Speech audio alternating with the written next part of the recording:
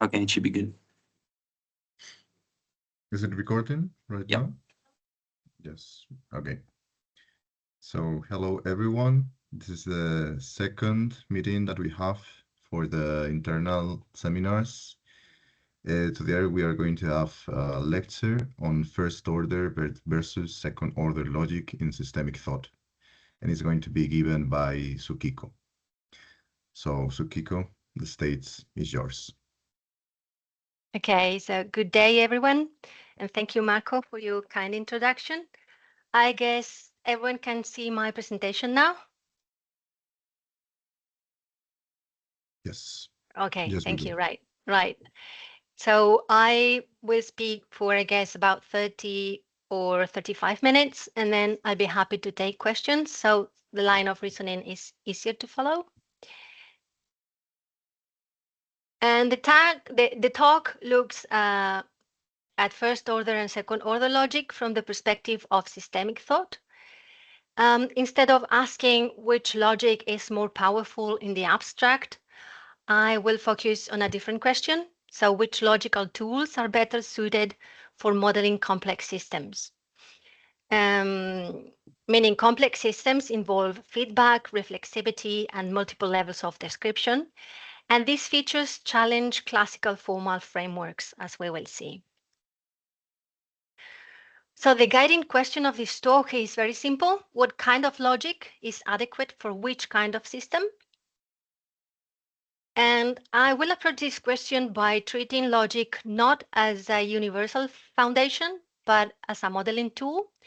And from this perspective, different logics serve different purposes. So the primary difference between first order logic, which is foal, and second order logic, which is soul, lies, so to say, in the scope of quantification. In first order logic, quantifiers apply only to individual elements of a domain, allowing statements about objects, but not about properties or relations themselves. And second order logic goes, so to say, one step further because it allows quantification over properties, over relations, over functions. And as a result of this, we can formulate statements not just about objects, but about the structure of the system itself, about how its properties and relations are organized.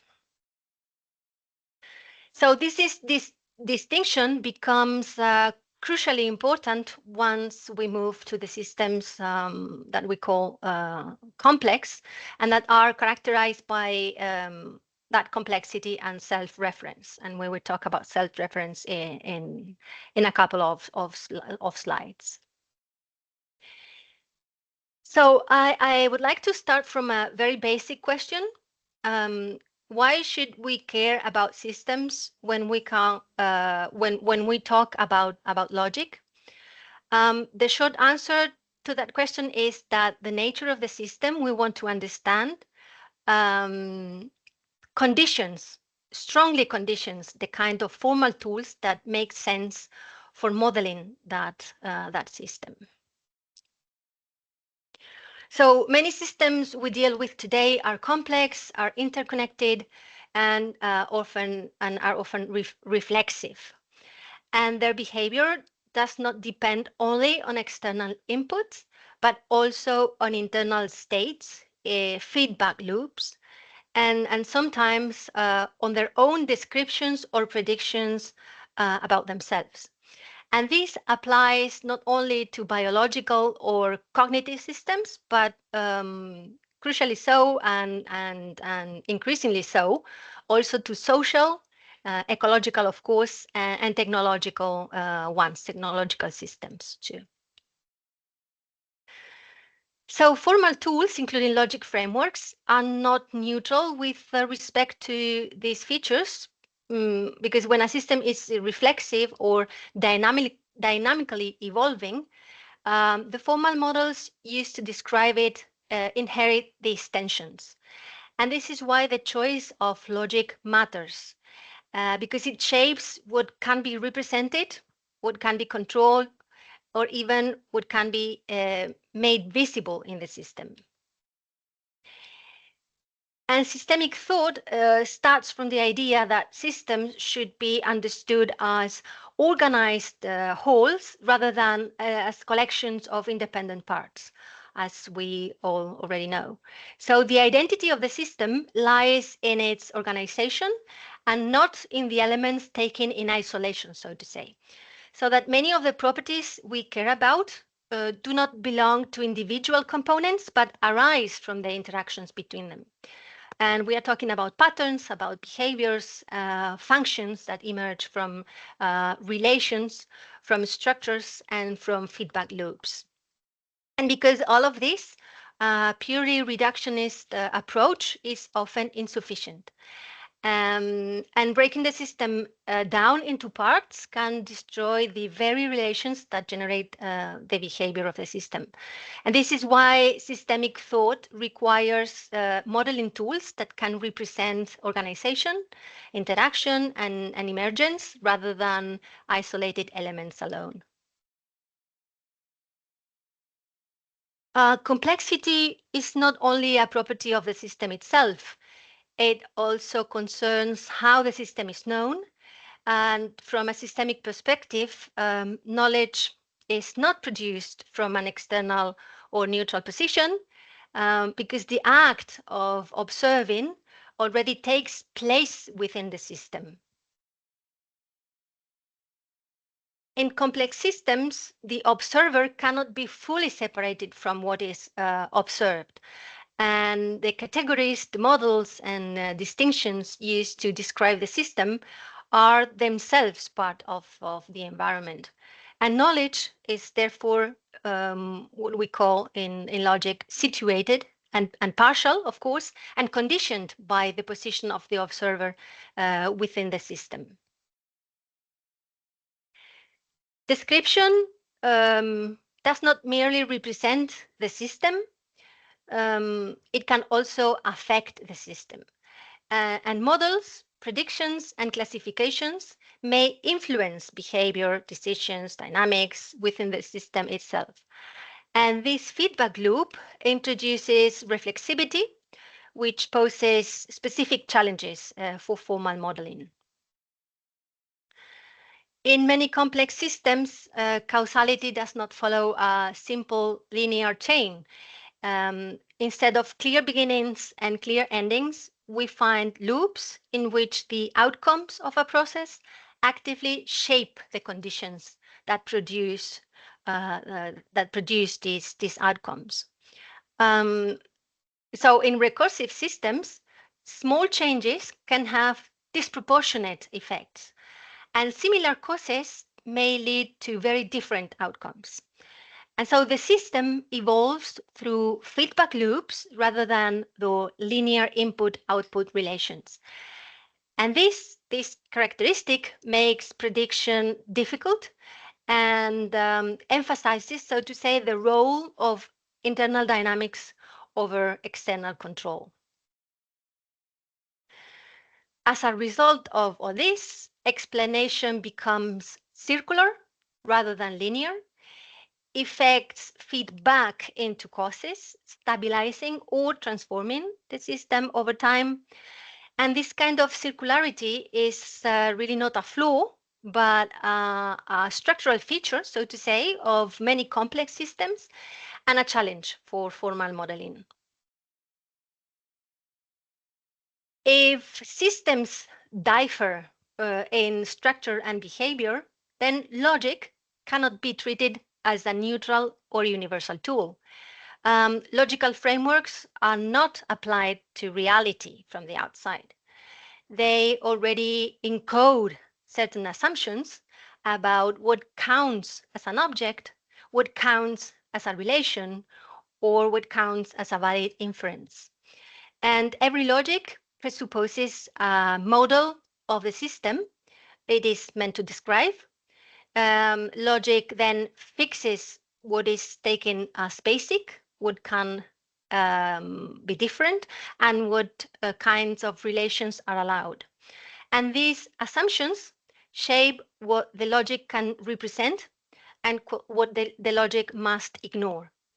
And because systems are different in complexity, in dynamics, and reflexivity, no single logic is adequate for all cases. And different systems require different logical tools chosen for their modeling adequacy rather than for abstract generalities.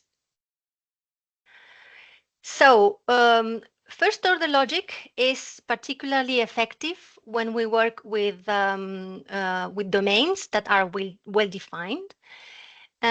First order logic allows us to make precise statements by quantifying individual elements within this fixed domain and predicating properties or relations between them. And this leads to uniformity in a certain sense, because the same variables and quantifiers apply across the entire domain, which gives first order logic a strong internal coherence. FOL is also valued for its high clarity. Its syntax and inference rules are stable, are explicit, are well understood, and this makes it especially suitable for formal proofs and mathematical reasoning. And finally, FOL supports observer independent modeling because descriptions are formulated as if from an external standpoint without explicitly incorporating the observer into the system being described. First order logic works best when the system can be described from the outside, as I was saying, as something stable and well defined, well delimited.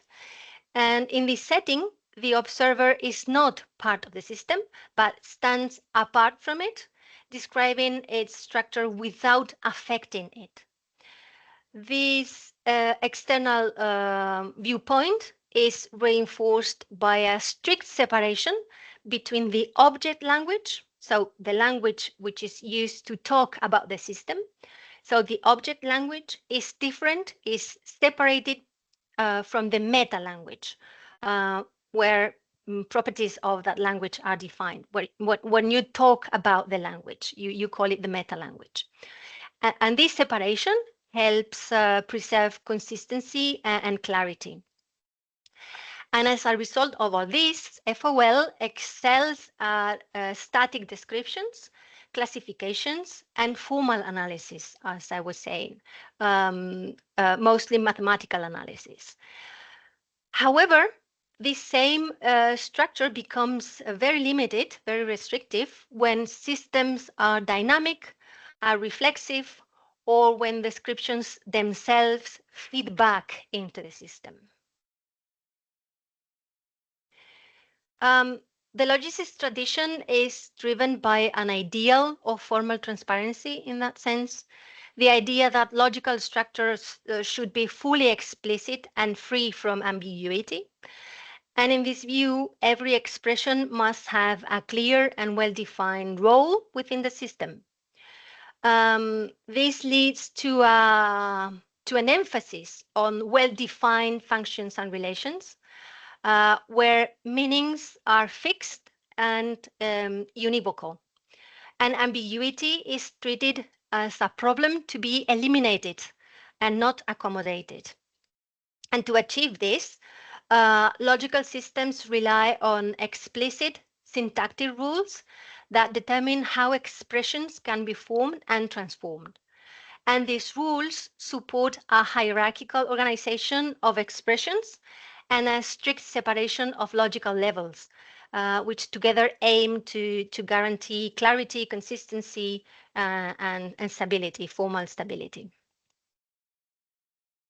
But difficulties become when a system is allowed to refer to itself. And in classical logical frameworks, self-reference introduces tensions that are very hard to control.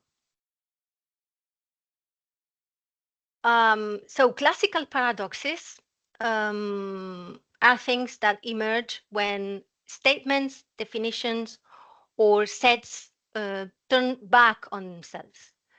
Famous examples show that unrestricted self-reference can lead to contradiction or indeterminacy, even in otherwise well-structured formal systems. And as a result, models become unstable, and the clear separation between object and description breaks down, and the system can no longer be treated as static or externally defined. And this instability does not reflect a failure of reasoning, but a mismatch between the structure of the system and the expressive resources, the logic resources used to model the system. So Russell's response to logical paradoxes is to interpret them as symptoms of what he calls illegitimate totalities.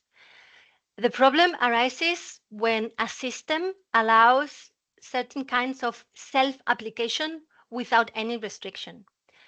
And in particular, Russell says, paradoxes emerge when functions are applied to themselves or when collections are defined in terms of themselves.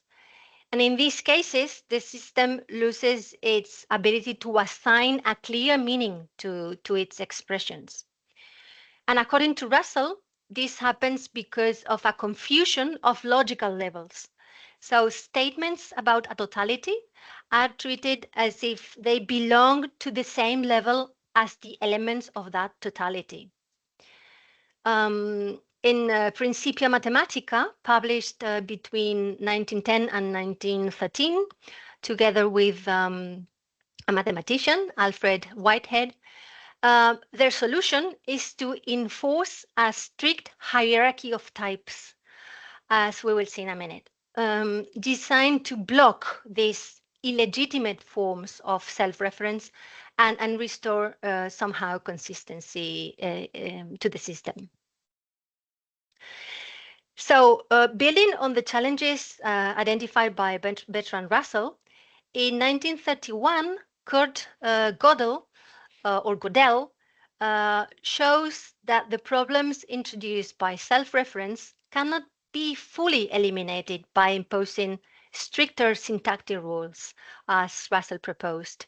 Even in highly disciplined formal systems, self-description leads to fundamental limits.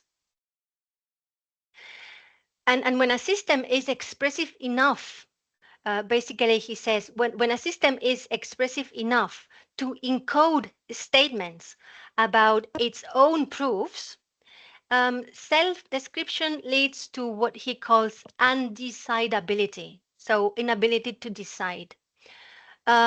Certain propositions can be formulated, and the system can neither prove nor refute these propositions without losing consistency. And this is why he talks about undecidability, because it cannot be decided if it's true or if it's correct or not. So Gödel incompleteness theorems established that no sufficiently powerful formal system can be both complete and consistent and at the same time. And this result marks a decisive shift, because the problem is no longer a local paradox to be blocked, to be eliminated, but it stems from the structural limitation of formal systems themselves. And it reveals that formal closure, what in logic is called closure, formal closure is unattainable once self-reference is allowed in a controlled way. So from a systemic perspective, these paradoxes that we have been talking about are not simply logical failures to be eliminated, as I said. Instead, they can be read as kind of symptoms that signal a deeper problem in the modeling framework. And from this standpoint, a paradox does not indicate that reasoning has broken down. It indicates that the formal system being used is not well aligned with the structure of the system it is meant to describe. So the appearance of contradiction or indeterminacy reveals a tension between the expressive resources of the logic and the complexity of the phenomenon. And paradox thus becomes informative because it points to a mismatch between model and system, suggesting that what is needed is not the suppression of paradox, but the reconfiguration of the formal tools used to regulate self-reference and complexity. And thus, second order logic emerges as a response to the limits of the first order frameworks. And rather than rejecting formal rigor, so to say, second order logic extends the expressive resources of logic in a controlled way. So, for example, regarding predication, in SOL, quantification is no longer restricted to individual objects because with SOL, we can also quantify properties and relations themselves. And this allows us to talk about patterns, structures, and constraints that shape the system. As for hierarchy, this extension of the second order logic introduces multiple logical levels. Different kinds of entities, such as objects, properties, or relations, are kept separate, distinct. And this helps to regulate self-reference through this structure hierarchy that we build. And as a result of all this, SOL has greater expressive power than first order logic. And it makes it better suited for modeling systems with internal structure and reflexivity or higher level organization. And then type theory that we discussed with Russell.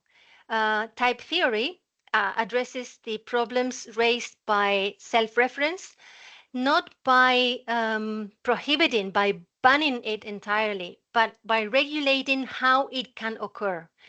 And the core idea here is to produce a structure where unrestricted self-application would otherwise lead to paradox. So expressions here are organized into different levels or types. Statements about objects belong to a different level than statements about properties or relations. And all this prevents illegitimate crossings between levels. The key idea behind type theory and second order frameworks is not to eliminate self-reference, but to regulate self-reference. And reflexivity is acknowledged here as a real feature of complex systems, not as a defect, a failure, a flaw that has to be suppressed. By introducing types and levels, self-reference is allowed only in well-defined ways. The system can refer to itself indirectly through higher levels without collapsing into contradiction. And in this sense, and crucially, logical levels remain separate, remain distinct. Statements about the system are not confused with statements within the system.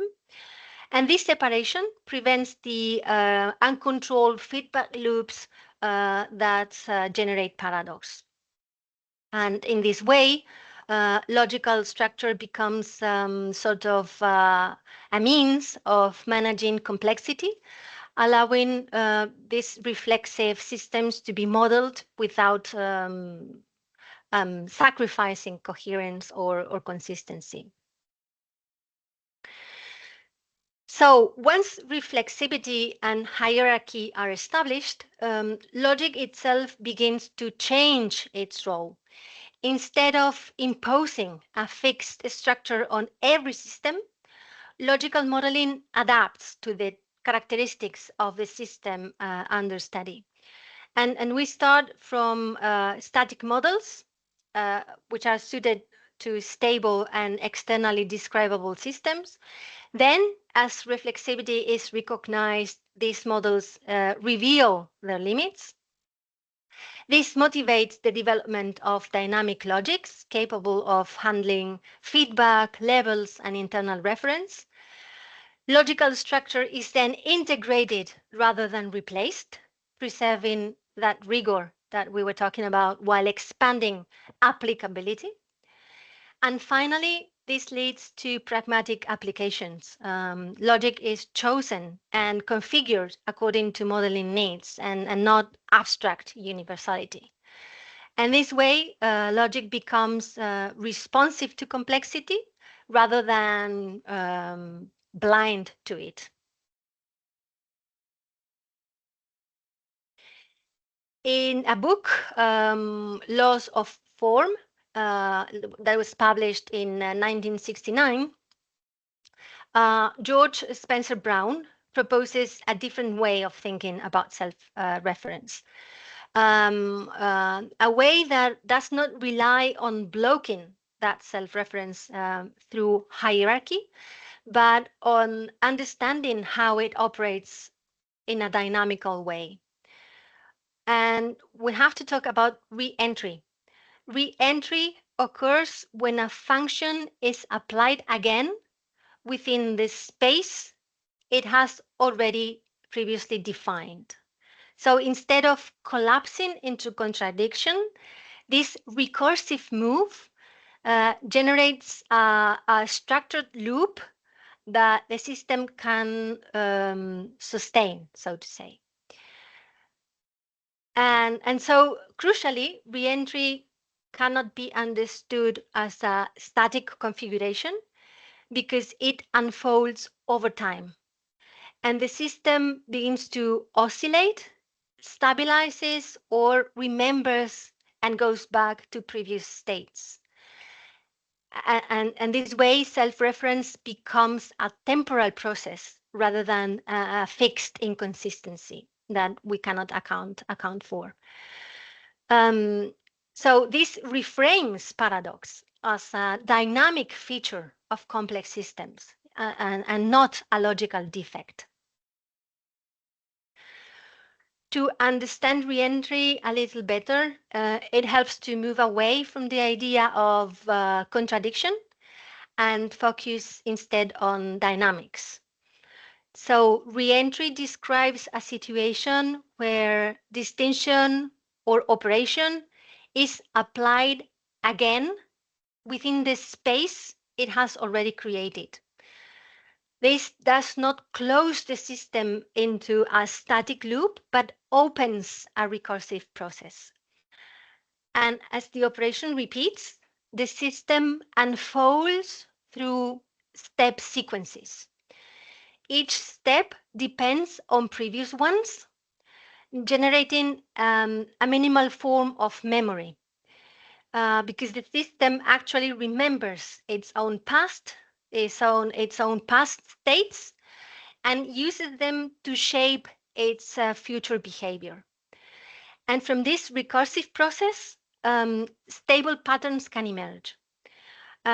What appears as a paradox at a static level becomes, when you view it dynamically, becomes a source of organization and structure rather than inconsistency. So in systems governed by reentry and recursive causality, organization does not depend on a central controller. And this is also crucial because there is no single point that directs or supervises the whole system.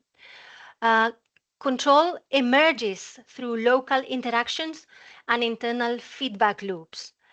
And components of the system modulate one another's behavior, adjusting dynamically in response to changing conditions rather than following a fixed command structure like in the army, right? So coherence is achieved through the structure of relations themselves. Patterns of interaction coordinate behavior across the system without centralized oversight. And order also arises from distributed dynamics, where stability and adaptability are produced by the system's own internal organization. And precisely this kind of coordination is a characteristic of complex and cognitive and living systems.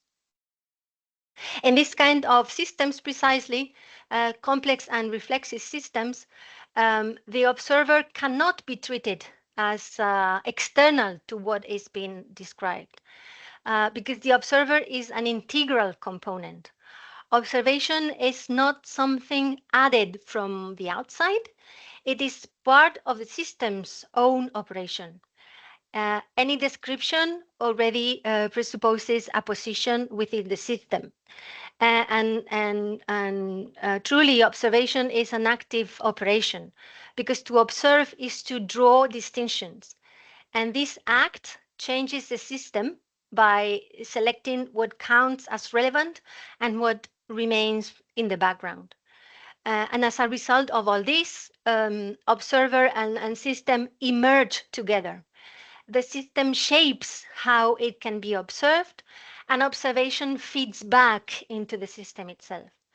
And knowledge is therefore internal and relational and dynamic and not detached from an independent object, so to say. At this point, we can move beyond a purely Aristotelian conception of logic based on fixed truth values. And instead of starting from propositions that are simply true or false, um, this complex perspective starts from the act of making a distinction. Logic begins with drawing a boundary, separating the inside from the outside, the relevant from the irrelevant. And logic is no longer just a static system of evaluation, but a dynamic operation that is unfolding in time and over time. And meaning emerges through the ongoing activity of distinction and redistinction. And in this sense, logic functions as a process, are embedded in the system itself rather than an external standard applied after the fact, no ex post. At this point, we can go to the conclusions because we can directly compare first order and second order logic from a systemic perspective. First order logic is well suited for external and static modeling. It describes a system from the outside using fixed predicates over a stable domain. The observer remains separate, and the structure being described is assumed not to change through the act of description itself. Second order logic, by contrast, introduces regulated reflexivity, um, and by allowing quantification over properties and relations, second order logic can model systems that refer to their own structures. Reflexivity is not removed, but controlled through logical levels. And this makes second order logic more adequate for systems that evolve, reorganize, or include their own observation within their dynamics. Now, a systemic criterion becomes explicit here because logic should not be chosen for its level of abstraction alone, but for its adequacy to the system being modeled. And from a systemic perspective, abstraction is not an intrinsic value. It's useful only if it preserves the relevant structure of the system. And so different systems pose different epistemic demands, of course, because static, well-delimited domains tolerate highly abstract formalisms, while reflexive or evolving systems require logics that can represent internal dependencies and feedback. And here, complexity is not a problem to eliminate, but a constraint that guides formal choice. And the system itself sets the limits of abstraction in this sense. So, conclusion one. From this viewpoint, logic is no longer understood as neutral and detached from practice, but as a modeling activity embedded in epistemic work. And logical formalism operates within concrete context of inquiry. Logic is therefore situated because it's always applied from within a perspective, and it's normative because it regulates what counts as valid inference within that context. Its norms are internal to the modeling task and not imposed from the outside reality. Logical reasoning is separate. Logical reason is not separate from observing, describing, and revising models. And rather than closing inquiry, logic structures the inquiry and allows agents to act, correct, refine their understanding as part of an ongoing epistemic process. And thus, another conclusion follows naturally from this, because there is no single logic suitable for all systems. Logical plurality is not a weakness of formal reasoning. It is a reflection of the diversity of the systems we seek to understand. Um, so simple, externally observable systems can be modeled with classical first-order tools, but more complex reflexive systems require a richer formalism capable of regulating self-reference and internal structure. And so to conclude, the central claim of this talk is that modeling complexity does not mean simplifying it away. Instead, it requires choosing formal tools that can engage with complexity without denying its structure. From a systemic perspective, abstraction is valuable only when it remains adequate to the system under study. And more abstraction is not automatically better. What matters is whether the logic preserves the relevant relations and dynamics. And then, rather than eliminating self-reference or reflexivity, effective logic regulate them. They provide constraints that stabilize complexity instead of collapsing that complexity. And finally, logic itself becomes part of the system. Um, and we are talking about a situated, reflexive practice embedded in epistemic activity and not an external neutral observer. Thank you.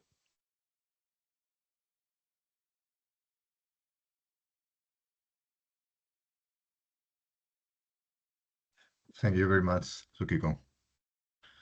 Very interesting class seminar about first order and second order logic. I think it was super well organized and pretty clear to me what you wanted to say. Olga has her hand raised. Sukiko, you wanted to answer to Marco? No. Sorry, it was just some words of appreciation of Marco's words.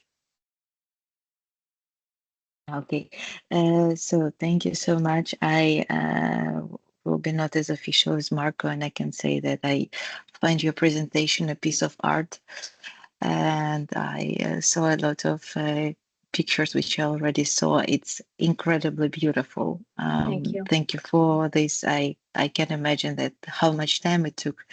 Thank you that you put such an effort to make it so beautiful.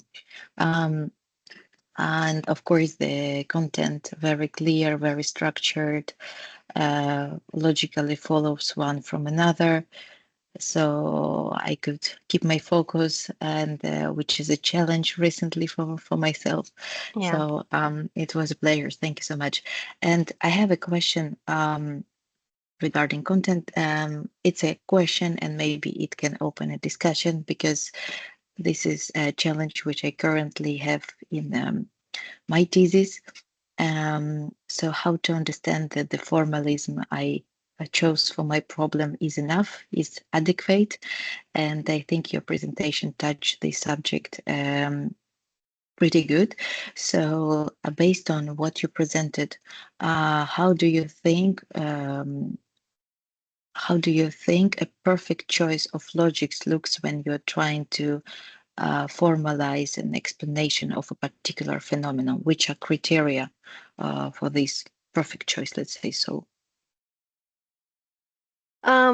We are talking here about a complex system, Olya? Yes. It's a cognitive phenomenon. Okay, so if cognition is there, I think logic can be applied to reasoning and to formalizing the phenomena that you are studying. But I think first of all, maybe you have to separate what is maybe neuroscience from other cognitive approaches or characteristics, so to say, because these two parts of the system you are studying are very different from one another. So I don't know if neuroscience science is involved. Maybe um, you can apply some formal mathematics that accounts for the scientific aspect of the system you are studying. But if cognition is more, I don't know, more social, or I don't know how to describe it because I'm not an expert on cognition, but there is this part of not so tangible elements of cognition. Then I don't know if logic can be applied to this kind of study because what happens with intangible variables is that you don't know how the variables or what the variables are, what the relations are. So to answer your questions, to answer your question, I should know a little bit more, I think, about the particular aspect that you are studying, if it's more neuroscience with the scientific aspect or the mathematical formulas or the biological molecules or whatever, or the social aspect of cognition, to know about the variables and the relations, and even if for sure, it must be a complex system because it must have reflexivity and recursivity and all the characteristics that we have been seeing in the presentation. Yeah, thank you. Thank you so much. That's exactly what I did. So I kind of divided the phenomenon which I'm trying to explain on like three aspects. Because it's brain, it's neurobiology, so there is some description of the process. There is some psychology with its metrics, basically with their own logic, dependent, independent variables, which are proved empirically. And there is also physics, because brain, it's also a physical dynamical system, so it can obey some formalism of physics. And so it was for me very interesting to know your opinion based on adequacy of applied formalism. So thank you very much. Well, I haven't really answered your question, I am afraid, No, because you did. So this was exactly this, because I asked about adequacy criteria, and you said you need to separate for what you can apply formalism and for what you cannot. So that's like an big answer. So yeah. yeah, it's just the beginning of thinking about it. But I am not an expert on condition or on cognition, so I don't know what kind of variables or what kind of relations or things are at play there. So I cannot be more precise. And that is why your answer is a precious from observer. So for the person who is outside of context, Hmm. because if we both have and other people who are not involved have the same logic of adequacy of logic for the system, then it kind of gains its validity. So yeah. Mm. So yes, Thomas, sorry, yeah, thank you. Mm. Thank you, Olga. I will be brief because we have to leave soon, but I want to add also to deep congratulations for your talk. I could only join a little bit later, but I could get everything like jump in. I mean, my understanding it's a proof that you can even jump in this lecture and understand like so well organized and clear. Um, I would like you to speak just a little bit about how would you relate the content of this seminar to your own research. Maybe, just 1 minute, because there are more questions now.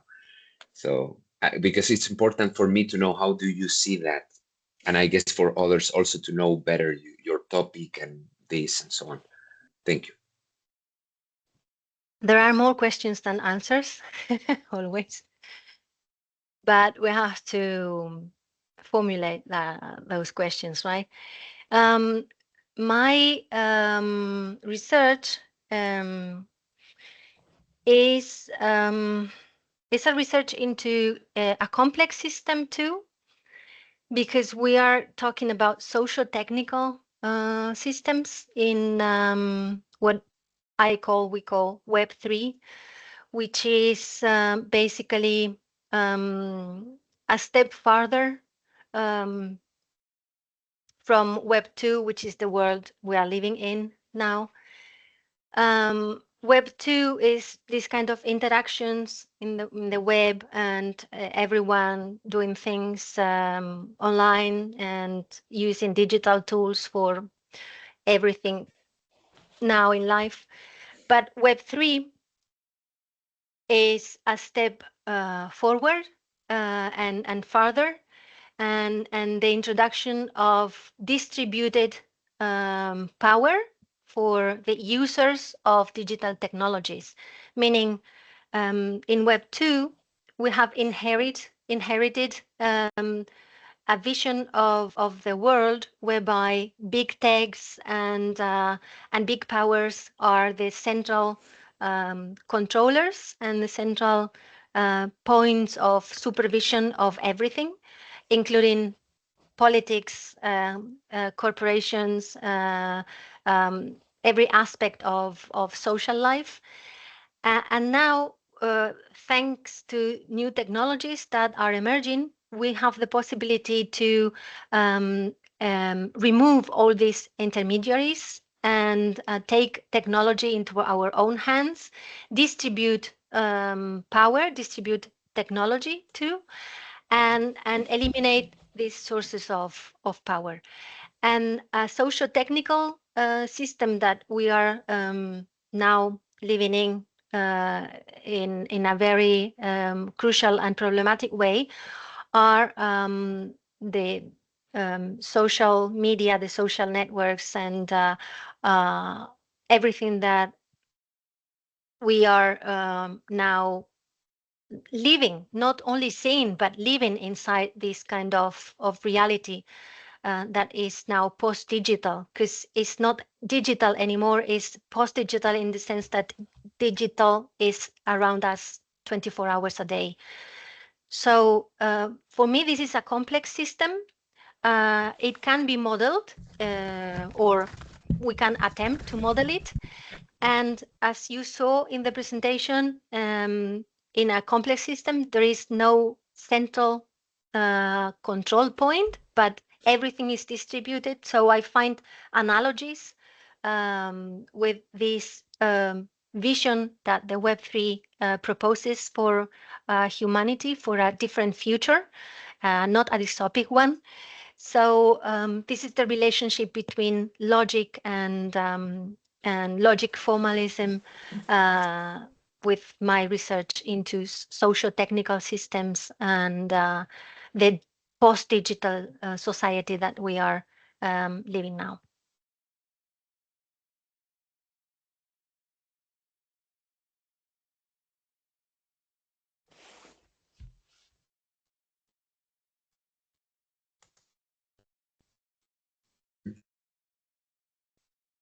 Thank you, Sukiko. I will think I was waiting for someone else to jump in, but I will make just a very brief comment that in between first and second order logic, there is a whole bunch of things called modal logics, which of course was not the topic of this seminar, but eventually maybe someone would like to talk about it, because it takes, well, the story is very long about what can be said about it. And for those who know complexity theory, you can also relate to complexity classes.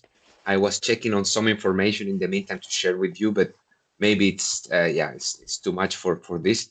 I just want to mention that there might be a way to look at Web 2 and 3 as a distinction between first and second order logic. Of course, I'm going like very wide in the argument, but it will be interesting to discuss if you want to see like the logical, let's say, underpinnings behind the different types of webs, and including as a socio-technical system, not just as a technical or computational device, because I think the distributed intelligence that it's required in the non-dystopic Web3, it's deeply second order logical, because you need to reflect about what you are at the multiple levels, and this is not a common feature, not something we get educated for, and so on. But okay, I leave it up to here, so you know I'm thinking about that, and we can continue later. So next is Marco. Yes, what I wanted to say is that well, first, once again, that I enjoyed a lot. And one specific point that I enjoyed a lot was that you mentioned Spencer Brown. I was very positively surprised about him being there. Yeah, and personally, because when I was doing the masters, I was trying to do this ontology, or trying to sketch up some ontology for complex systems theory. But my starting point was from thermodynamics mainly, not exclusively, not at all, but maybe it was my first focus, at my strongest focus at the time. And surprisingly enough to me, I ended up in the conclusion, before I knew Spencer Brown, that the point of departure of my explanation was going to be the act of distinction. And during the thesis defense, my supervisor pointed out to Spencer Brown, and he thought that I was referring to him explicitly, but I actually wasn't. But that opened to me a very new, broad line of research, which was how did he ended up here by another different path. So then I started back from, this is something that I am doing as well right now as a side quest, that I was starting from algebra and trying to do all the path through logicism until you reach computation. And in computation, you start to include cybernetics. And with cybernetics, you get people doing ontology about things that talk about themselves, and then they start to use this second order logic in a more formal way, right? But surprisingly to me, there it stops. With maybe radical constructivism, ontology and epistemology just disappear. They don't, but in a strong sense they do. There's obviously a somehow continuity, but there's no more strong systems that can explain the things that they had been doing. And that's a bit what I guess I will try to do in a matter of time, who knows. But I would like to hear what you think about distinction, or how you think about distinction, given that you have introduced it in the because of reentry. You did it because of reentry, but how do you place it inside let's say the ontology of complex systems theory? I think this is a very difficult question, Marco. If you are relying on me to answer in the specifics these kind of questions, I think you are mistaken now. But because we are talking about foundational logic here, right? So I think there are systems after Spencer Brown, but not as a replacement ontology, maybe. Because what comes after laws of form is a shift in level. It's not a new foundation in the classical sense, I think. So Spencer Brown, in a certain sense, closes something, because with distinction as the primitive operation, Spencer Brown closes the traditional loop between ontology and epistemology, right? So there is no prior being, there is only a cut, and there is no external knower. The observer is the distinction. So the observer performs the distinction inside, outside. So I think algebra and logic and cognition collapse all three into operation. And this is why ontology and epistemology stop, because they are no longer separate domains, but effects of distinction somehow. So I think nothing comes after in the sense of a deeper ground. What comes after may be talking about systems that extend, not override, so to say. Maybe we can talk about second order cybernetics. I don't know if you are aware of Heinz von Förster, but he builds directly on reentry and self-reference. If you want, I can give you the reference. And he studies systems that observe themselves observing and moves from control into circular causality, so to say. Right? Yeah, well, that's where I said it stops, actually. For example, Francisco Varela does talk about Spencer Brown and does these, and he does an epistemology which already takes into account that you cannot. It is a meta epistemology, maybe, right? Because you are doing epistemology in a system that already takes into account that you are situated inside the system, so you cannot run away from that. Mm-hmm. Marco, right? can I disturb for a second? This is a very deep topic, very deep. And I propose to have a follow-up discussion for this topic.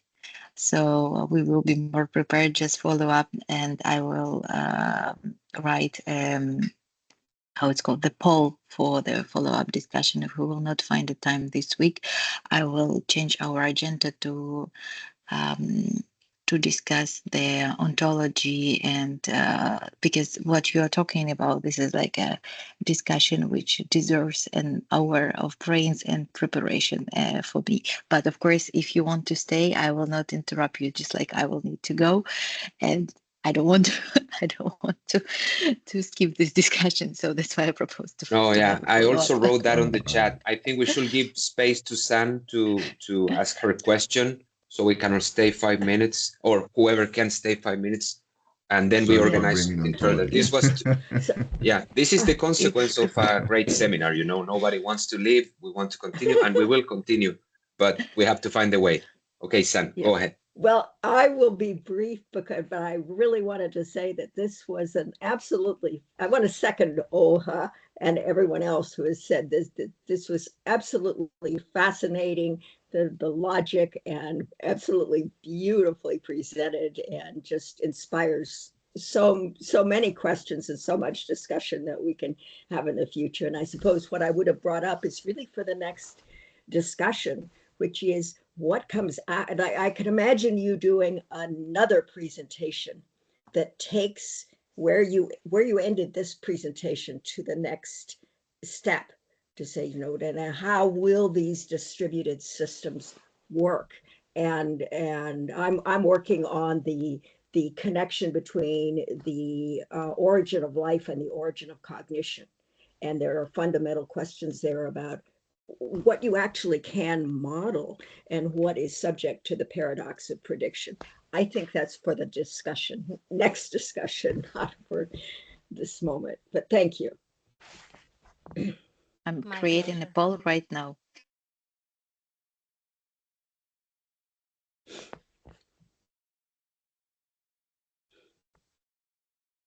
I will add options Friday morning or lunch, Friday evening, Saturday morning or lunch, or Sunday morning or lunch. Does it seem possible, or we should to really think about having follow-up instead of our next lecture, or changing agenda? What do you think?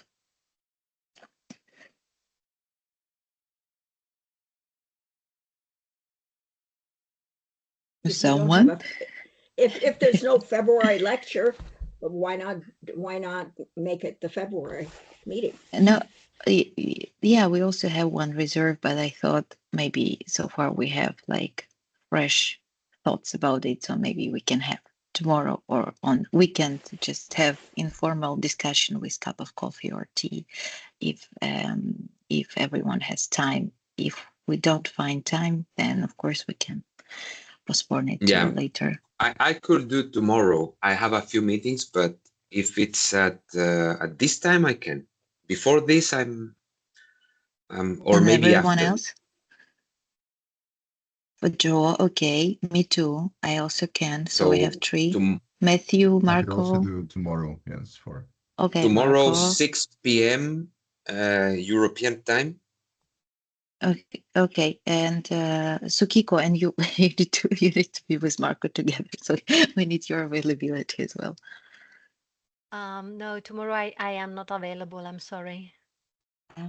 Okay. So, but let's wait when When maybe are you next week. available in the next Maybe couple of next days? Because we maybe have to next Thursday. intersect from her availability first.